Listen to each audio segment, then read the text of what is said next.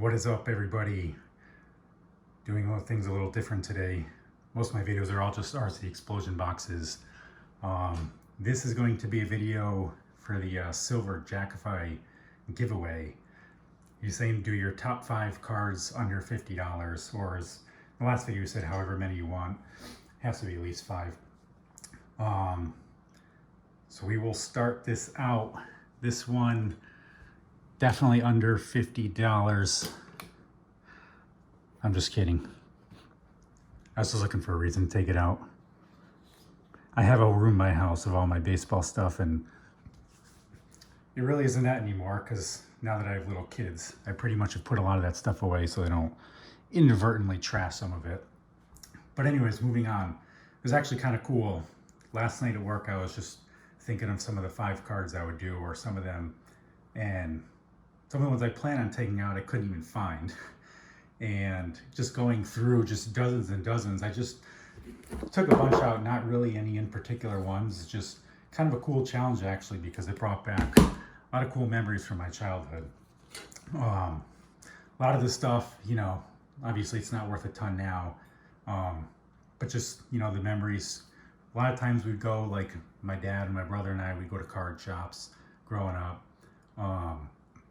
We go on vacation. Usually if we're on vacation, if we found like a card shop in the area, we'd stop and do that. Or we'd, like, my parents used to be into antiquing, so I'd tag along, you know, and I'd always be looking for old cards that were kind of cool, you know. And grading at the time was not really a thing, so you had the Beckett and you had the right column and the left column for the prices. So that was kind of like really what you were going off of. There's no, eBay wasn't big at the time. Actually, I think eBay started in like 95, so I don't even really have eBay to use as comps for stuff like that. But anyways, let me get going here. A lot of these things have been away for so long, they're not even, you'll see they need some TLC. Like, here's a random one we pulled out. Some of these things we definitely overpaid for, considering the condition and what you can get them for now. Like, here's a random one, this needs a new case. You know, Roberto Clemente, pretty beat up. Usually you see stickers like this in antique shops. Realistically, probably paid like $7 for this or something like that. Going down. Jersey cards, when I first started coming out, were hugely popular. You know, one of my favorite players was Troy Gloss. You know, so like this probably you get for like 50 cents now. But this thing, I freaking thought this thing was awesome when I got it. I used to legit just carry it around with me when I would be in my house. Like here, like I was a big Scott Rowland fan, you know, a back card, Scott Rowland. Again, pretty much worthless now, but at the time, this thing was freaking awesome to me. One of my friends, this town I grew up in, there was this like, I think it was called like Wild Bills, had like a little mix of everything, and he pulled this out of a retail pack there, and this at the time was like $200 card, believe it or not. And then this kid had no interest in baseball and ended up just giving it to me, which is pretty sick on his part. I'll just go through these randomly, and I'll try to, I'm just going to try to remember where we got these, you know, like these 2 Willie Mays cards. I mean, honestly, these things, the camera doesn't even do justice how beat the crap. I mean, you can see like this completely folded in half, like it was in someone's pocket. Nonetheless, I thought these cards were awesome at the time when I got them. I honestly think I probably paid around, like, I think it was like $50. I got these in an antique shop, I think in like northern Connecticut, in like Putnam, I think. This card, I think we were on vacation and we like randomly stopped because my dad asked if I want to try to find some cards, which we never, like, probably the only one I've ever been into is a pawn shop. And this guy happened to have this in there. This, again, it's kind of hard to tell, but there's a crease going all the way across this card. And there's like one partially going down, which you can definitely get this in this condition for under $50 from what I was looking. But I can tell you, I paid over $50 for this. I think that, like, if you looked at like the lower column, you know, Beckett, it was, you know, I paid about Beckett value for that. This, I don't know if any of you guys remember this. This guy had a lot of hype when he came up, JD Drew. I think this is actually my brother's card, but yeah, enough said about that card. This one, I think this is actually my brother's too. He's pretty much just like giving me all this stuff. My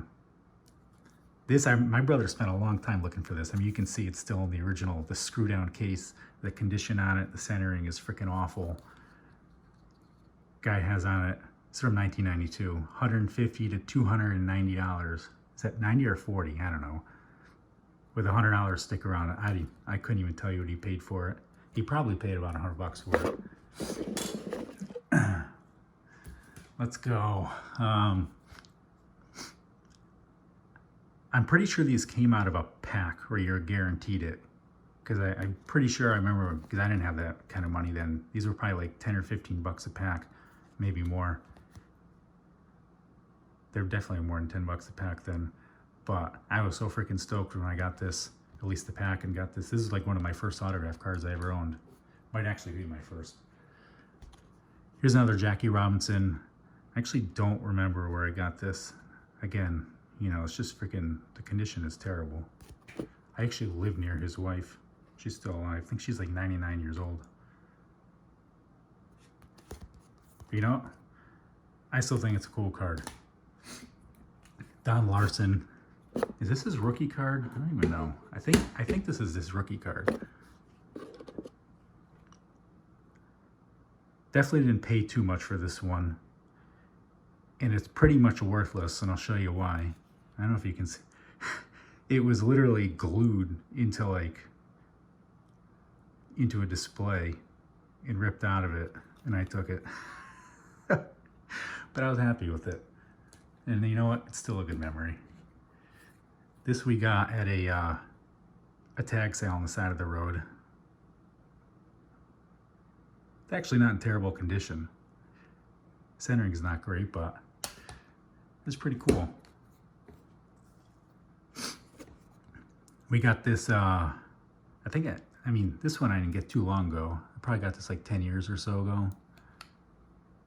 But I remember I didn't have one. We used to go to I don't know if any of you ever been to Brimfield. It's like the largest flea market / antique show in the East Coast.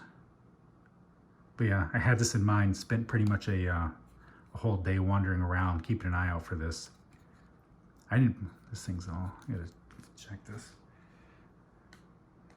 I found a cool set there once. I should have taken it out, but I mean, I paid more than 50 bucks for them.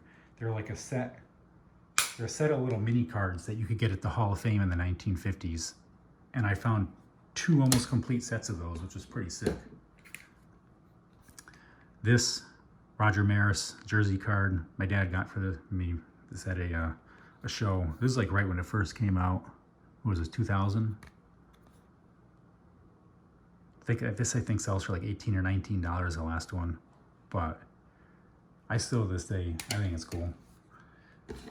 You know, I found this in a antique store when I was like 8 years old or something. It came in this like massive case this tall. It was about this thick, screw down. I love the design of this card, which is what the Heritage is this year. This card's definitely not under 50 bucks. I saw this like in one of the new flips sell. They don't put the OC on it now for off-centered. It sold for like over $800 a few weeks ago or a month or so ago. I can tell you, I probably paid like $10 for this card. I think I actually might have got this on eBay like in the early 2000s, to be honest. I remember, maybe it was a card show, I don't know. But it was not common to see graded cards at that time. I had no idea what PSA was. I just wanted the card. And this was a turnoff for me. I was like, kept telling myself I was going to take it out of this because this was so stupid. But I think I was just worried about damaging the card, which is why it's in there. But I couldn't believe when I looked at this, see how much this card is going for now. But like I said, I was a huge Scott Rowland fan, huge Troy Gloss fan. And I got a Troy Gloss game used bat for like 30 bucks the other year. If any of you ever looking for them, I mean, I don't know if you've heard of mirrors. A lot of the bats you find, like older bats, are authenticated by mirrors. You'll find them like Golden Auctions or eBay or whatever, but they have their own auctions. You could literally just go to their site and follow their auctions, and usually you'll get a better price buying it directly through their own auctions. This card is not, I remember when this card came out, you know, around that time, you know, like you see these cards, I didn't have a lot of money to spend back then. What was this, 2001? Yeah, I was in high school, you know, didn't have a lot of money. This was like a really cool card at the time, and I still think it's a cool card. And I was like, I'm never gonna freaking own that thing, you know. Now that obviously it's easier to find stuff, you don't see this card come up for sale, believe it or not, that much. I spent like a year waiting for one to come up on eBay. And a lot of times when you would find it, it would be around like Jackie Robinson Day. You know, people would list stuff, try to get a little bit more money. I think I ended up paying like 140 bucks for it or something. It was like 2 or 3 years ago I got it. But yeah, I mean, you know, I could spend all day going through just random old cards, but honestly, out of all the cards I have, the collection stuff worth money, I'd probably take a lot of these older cards and stuff that I have that's more expensive now, if it came down to it. You know, I don't flip cards. You know, I buy stuff I like. Some stuff, if I see a good buy and stuff now, obviously I get it. Like, I think I spent like $1,000 on this. Actually, maybe it was like $1,400, which is a lot, but it's not. Relatively speaking, for what you can normally get for it, it's a really good buy. You know, and I love this set.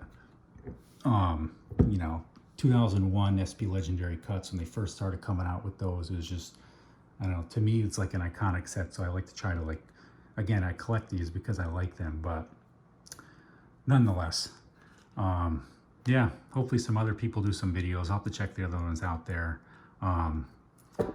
This was a great idea for this video, so thank you for that. I probably would have never done this otherwise. But to everyone who enters, good luck, and take care.